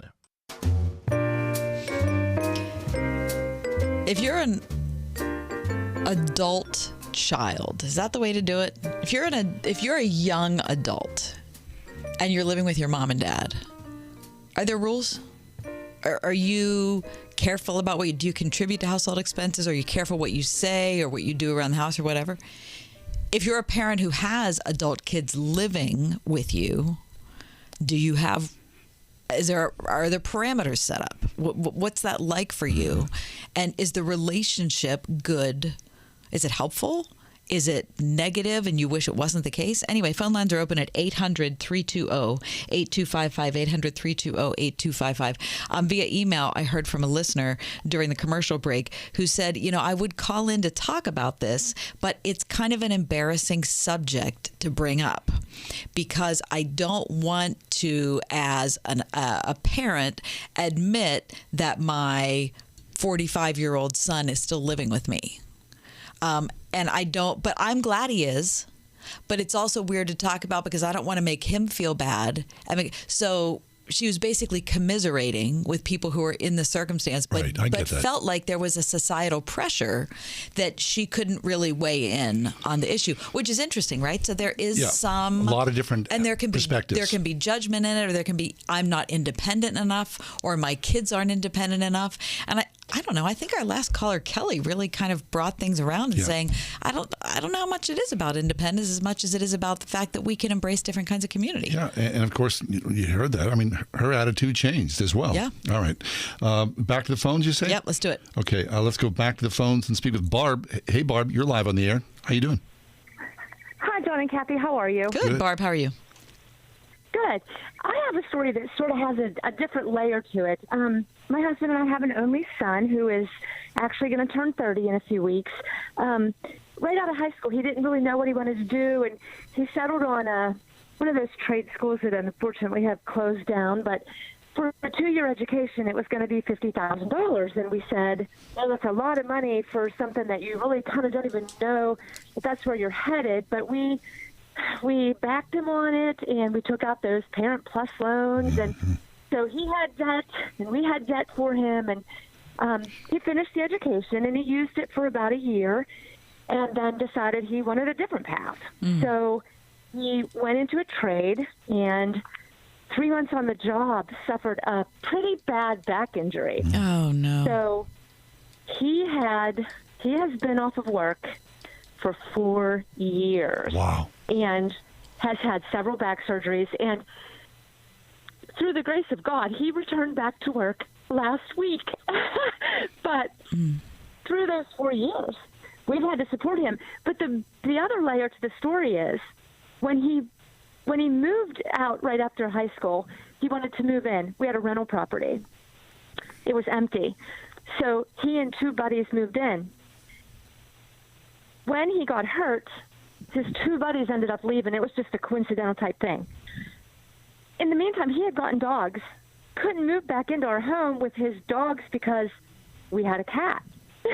Oh, gosh. So not only have we supported him by paying his school loans, he's lived in our rental property, and we've paid those bills. So you've taken a loss there, really, too. Wow. Yeah. And it's become another layer because my husband, during that time, was like, this has to stop. We have to figure something out. Yeah. And I kind of was on the other side of the fence saying, it's not going to be forever. We're going to do what we can to get him through it. And right now, like I said, we're at that point. But even from his point of view, as a 30-year-old, it's kind of really tough on him, too, saying, I had such a fat back. I really want to be out there. I want to be adulting. But his injury set him back. Now we're at a fresh start, and he wants to move forward. And my husband's doing a little cheer in the background saying, we don't pay these bills for very much longer. So, that's a good story. That's a lot. I wouldn't have done anything different. Yeah. I really wouldn't have done anything different. No, we'll do whatever we need to do for our children. Right. And as a child, I did everything that I could for my parents. I mean, that's just part of being in family. And you're loving your son and you want him to flourish, but, things happen and life, has interruptions. So congratulations for staying the course and not being a nudge. Yeah, I appreciate you sharing the story with us, Barb. Thank you. That was good. Yeah. Okay. Let's take one more phone call. Sure. Okay. Let me see. Leslie. Leslie. Okay. All right. I'm sorry. Let me drop that. There we go. Hey, I'm a little out of practice here. Okay. Hey, Leslie, thanks for coming along today. You're live on the air. Tell us your story, please. Hi. My name's Leslie, and I lived with my parents till I was 35. I had a really good job. My parents, my sister and I grew up on an 8-generation farm, and my parents said, we will let you stay there till you get on your feet. And I would milk cows twice a day, work my full-time job. And then my dad would ask for rent, and I was so annoyed because I was like working full-time and helping him. And then when I married my love of my life, I left at 35 and got married and bought a house with the money I saved. My parents handed me the money and said, this is for all your work and your rent. It was my rent money. Fabulous. So, we grew up with that. We grew up, you help each other out. I never borrowed one single penny from my parents, but I socked it away till I had to, till, I don't know, that's just how you're raised. It's just, I don't know. Leslie, that's such a great story. I love that. Mm-hmm. And again, so that was for a season in your life. Yeah. And it sounds like that was absolutely the right choice. And then you went on to a different season, but it wasn't like either one of your choices were bad ones. Yeah, and it's I'm very, very close with my family, and it was just how it did. My parents moved in with my grandparents, and they took care of them. It's an 8-generation farm, and I just couldn't be any more blessed. And I got made fun of quite often. Sure. Because I was still living with my parents, and I was older when I got married. I wouldn't change it for all the money in the world. It was I don't know. We're always been close, and then you work together. You have to be close because you're in each other's business constantly. You know what I mean? Right. So we're just very, very, very blessed. Excellent. Because a lot of people get a lot of grief on, hanging out with your parents, but they're your best friends. Your family's your best friend. Your parents are your best friend. And pray to God everybody else feels that way, because I couldn't be any more happier. Well, that's a terrific call. Thank you, Leslie. Very nice. Family's family, right? Yep. You got to help each other out through the good times and Absolutely. the bad. Very good. Okay, we need to step away for just a minute. When we come back, we're going to talk about a new film that you should be aware of. That's straight ahead. Pittsburgh's Christian Talk, The Ride Home.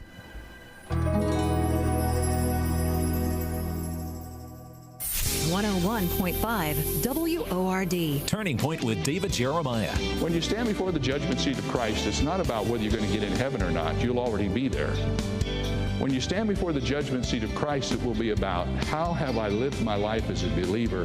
What kind of a steward have I been for the gifts that God has entrusted to me? Dr. David Jeremiah continues his series, Signs, next time on Turning Point. This evening at 7:30 on 101.5 WORD. Have you ever thought you'd like to buy and sell houses but didn't know how or where to get the money? My name is Ron LeGrand, and over the past 40 years, I've bought over 3,000 houses without using my money or credit and taught thousands to do the same. Today, even in a virtual environment, we buy nice houses in nice neighborhoods using no banks, realtors, contractors, or other costly entanglements, and build huge cash flow and wealth without the hassle of tenants, all without credit and little or no money. You don't need a license or experience, and I'll show you exactly how it's done. Text RON to 99799 and I'll send you my free training. I promise I'll change the way you think about real estate and open the door to a new lifestyle that doesn't involve risk or rehabs and can quickly replace your current income. Text RON to 99799 and let me show you how to take your life back and build cash flow and wealth from your home. That's RON to 99799. Again, text RON to 99799. Spring is in the air. Spring is everywhere. Hi, it's me, Marcia from the Spring House, and spring is a great time of year on both our farm and our store. It kicks off with farm tours, and we just love sharing our farm with all those precious young folks. Graduation party season and wedding and shower season start up now too. So my sister Jill and her catering crew are on the road in our red Springhouse vans almost every day, delivering homemade country cooking to families all over the Tri-County area. My brother Sam and his farm guys are busy this time of year planting corn and pumpkins and hay, along with getting the cows milked and fed 2 times a day too. The Springhouse store crew loves serving all the families that come to visit, to enjoy our homemade lunches and suppers, to take a zing down our hillside slide, and to top off their experience with a Springhouse ice cream concoction like a strawberry ice cream shortcake. Come see us and let us share a little of our farm with you at the Springhouse. 724-228-3339 or springhousemarket.com. The Mechanical Services Company. Trusted, proven, preferred for all mechanical systems, heating and air. Our team has got you covered. Maintenance, service, installs and repair. Call us when you need comfort. Online at tmschvac.com. The Mechanical Services Company. Trusted, proven, preferred. Released in theaters across the country last month and also launched April 15th via streaming on Salem Now. The documentary Whose Children Are They? Talks about content being taught to America's kids and what parents can know about it and do about it. Happy to welcome to the program Rebecca Friedrichs, producer and veteran teacher. Rebecca, hi. Hey, it's great to be here. Thanks for having me today. Yeah, Rebecca, our pleasure. What is going on, Rebecca, in our nation's schools? Well, our nation's schools have been captured, and they were captured through so-called teachers' unions who claimed that they were there to represent teachers. But teachers like myself saw through their schemes. They actually are working to undermine our very free republic and to undermine the relationship of children with their parents and to really destroy the American educational system. They've brought some very frightening indoctrination into our schools and have removed excellent teaching. And they bully teachers who push back and say, hey, we're here to teach the kids. So there's a lot going on, and a lot of parents and teachers were unaware of who was behind this. And so Whose Children Are They helps to explain where this agenda is coming from and who's behind it. Rebecca, talk about your own teaching. Where did you teach? What was that experience like for you? I taught 28 years in California public schools in Orange County, And the beginning of my career was wonderful. I told everybody it was the best job in the world. I taught kindergarten through fourth grade. Adorable, sweet little kids. I just absolutely loved educating them. But things were already corrupting even early in my career in 1988. For example, when I was a student teacher in 87, I witnessed another teacher bullying children every day. She was abusing them. She'd grab them and yank them and scream in their little faces. They were first graders. And I asked why she was allowed to do that, and I wanted to report the child abuse. And I was told by my master teacher, today's the day you learn about teachers' unions. They're defending her. The district can't get rid of her. And by the way, they spend teacher money on radical left politics, and we can't do anything about it. So it's been bad for a really long time, and my career was impacted. I'd still be in the classroom if it wasn't for this corruption. So now I just spend all my time trying to expose it and trying to change it, because teachers don't have to pay these unions anymore, so because we sued them.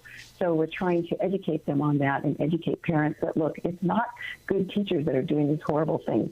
It's the corruption of the unions who have usurped good teachers. So we're hoping to get the truth out there to people so we can all work together to stop it. So what's happened, Rebecca? I mean, many good and well-meaning people want to become teachers. They do so, I would imagine, in an altruistic way because they love children, they love knowledge, and they want to put that knowledge in children's minds. But where do things go wrong? Yes, you're exactly right about that. The majority of teachers I worked with my whole career and still know they're wonderful people who really want to do what's best for children. There's several things. Number one, our teacher colleges were infiltrated. In 1933, there was a group from Germany, communists, who started a school called the Frankfurt School. They started it at Columbia University in New York. And they have worked there ever since to promote their agenda, and they literally were able to infiltrate our teacher colleges across the country. So you have these good people who go to school to become teachers, and they get into these corrupted teacher colleges, and they start getting indoctrinated. Some get brainwashed. Some believe it. Some come back to the classroom and they're activists, and they do horrible things and teach horrible things. Others see through it and realize, whoa, this is a problem, and they just do what they have to do to pass their classes, and then they get in the classroom and try to do a good job. The problem is the system is so corrupted that even those great teachers, they either get harassed out of the classroom, or they have to go along to get along if they want to keep their job, or they're just undermined by the very curriculum that's placed into our schools by these awful people like Common Core, which is a horrible curricula. It's not technically curricula, but it pushes different curricula, anti-American curricula, and horrible math and all sorts of things. And so teachers end up trapped with these horrible, within this horrible system and with horrible curricula. Trapped indeed. You can watch the documentary and find out more information about it, actually. View the 60-second trailer at whosechildrenarethe.com. That's whose, W-H-O-S-E, whosechildrenarethe.com. Talk about, Rebecca, who you think this film is for. When you were producing it and watching it come together, who were you hoping would be your audience? Well, this film is for anyone who cares about freedom, who cares about our country, who cares about our children and our schools. Anyone who's noticing that there's problems in our schools and wants to fix them. So what this movie does is it digs down into the root of all the problems in our schools: the critical race theory, the radical sexualization of our children, the anti-discipline policies that have literally led to school shootings, and all kinds of other problems that are in our schools. You have a radical school board that won't listen to you. How did that happen? Well, all of these problems happen because of so-called teachers' unions who collect billions annually to push their agenda and bully good teachers. So this movie is for anyone who wants to learn the truth and who wants to learn how they can stand together as a community, parents, faith leaders, you're a leader of any kind, teachers. You want to stand together and you want to change your schools, you want to help save our country, this movie's for you, because it's going to empower you. If you're educated on what's going on and how it happens, then you can better fight against the very people that are undermining us. Now available for streaming at Salem Now. Check out the film Whose Children Are They? For more information and to watch the trailer, as I said, check out this website, whosechildrenarethe.com. Whosechildrenarethe.com. Rebecca Friedrichs, producer, thanks for joining us. Thanks so much for having me.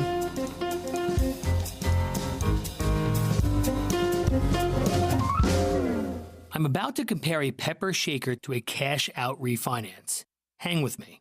You know when you're at a restaurant and they ask, would you like some fresh ground pepper?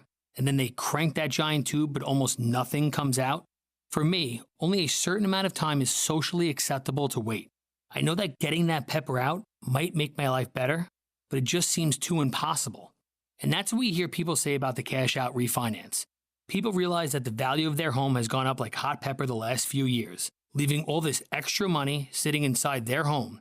But is it too hard to get out? It's Ryan from United Faith Mortgage, and we are a family mortgage team committed to Word FM. If you're interested in cashing out the extra pepper in your home, we're good at doing all the work while you just sit back and relax. And often, your mortgage payment and years in the loan will stay the same. If you'd like to hear about your options, go to UnitedFaithMortgage.com. We are United Faith Mortgage. United Mortgage Corp, Melville, New York. MLS number 1330. Department of Banking. Mortgage Lender License number 22672.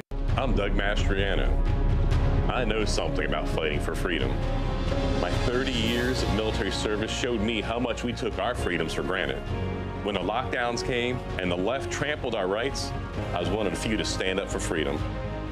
I fought for the integrity of our elections. I fought for medical freedom, to choose what medicine we put in our bodies, and for the rights of Pennsylvanians to operate and conduct business. I fought for our elderly and our special needs children. And I fought for parents' rights to raise their kids without indoctrination in school. Now the spirit of our Walk as Free People movement has caught fire. I'm Doug Mastriano, and I'm running for governor because this election is about freedom. Join me to restore freedom, revive our families, rebuild our economy, and to get us back to greatness. Visit DougForGov.com. That's DougForGov.com. And let's take our state back. Paid for by friends of Doug Mastriano. Pittsburgh Theological Seminary, offering generous financial aid, prepares students for ministry with Master of Divinity, Master of Arts, Doctor of Ministry, and certificate programs designed for students called as leaders of the church and our neighborhoods. Apply now for fall. Visit pts.edu. The Mechanical Services Company. Trusted, proven, preferred for all mechanical systems, heating and air. Our team has got you covered. Maintenance, service, installs, and repair. Call us when you need comfort. Online at tmschvac.com. The Mechanical Services Company. Trusted, proven, preferred. What makes AutoZone America's #1 battery destination? Because they offer free battery testing and charging and reliable replacement batteries starting at just $79.99. And they've always got your battery solution. Get in the zone. AutoZone. Some images you remember because they're so incredibly iconic, such as the case with a painting called Washington Crossing the Delaware. Now, as soon as you saw it, you would recognize it because there is George Washington standing in a rowboat, and other men are around him rowing and trying to navigate through ice flues. Mm-hmm. And one of the men with him is holding an American flag. It's a really beautiful, beautiful image. And for the first time in many, many decades, this painting is up for auction. Now, the weird thing is, there is a very large painting of this. This is not the large painting. The large painting is 21 feet long. It takes up an entire wall at the Metropolitan Museum of Art. And the frame that's around it is huge. So it takes up it. When you walk in the room, I remember coming up a flight of steps and turning to the left, and it's just gargantuan. Massive. And of course, I'd seen that image so many times growing up, having no idea how huge it was. Yep. So now that's not the one that's up for auction. It is not. A smaller one, which is roughly 3.5 feet by 5.5 feet. A much more manageable size. Yes. Painted by a German-American, Emanuel Lutz, in 1851. And it's the first time since 1979 that this smaller version of the painting is up for auction. Expected to fetch somewhere in the neighborhood of $10 to $15 million coming up for an auction next month at Christie's. So some very, very wealthy individual is going to put this somewhere on their wall or in their office or their house, or hopefully for public viewing. It's really interesting because it shows, of course, George Washington in action. And around him, there are men of different nationalities and races. There's an Asian American, there's a black man, there is a Scottish person, in typical Scottish garb, and they are all focused on the event of getting safely to the other side. And it was sort of a lifting up, a sort of, when this was painted, 70 years had gone by since the original episode. So bringing to life a slice of history in a way to engage and embolden Americans in this new century of 1850. Yeah, I think you've put it well. He looks like a great leader of a group effort. He sure I think does. is the way I would describe the painting. Because all the guys, they have oars. Everyone's doing something that's part of the process. There are horses in a boat behind him. I mean, not pulling a boat, in the boat. I mean, it's really fabulous. It is fascinating. Washington crossing the Delaware. Check it out tonight somewhere. Google it if you can, because it's a beautiful, beautiful image. Hey, thanks for being with us. Have yourself a great night. And say your prayers. The Ride Home with John and Kathy, a production of Salem Media Group.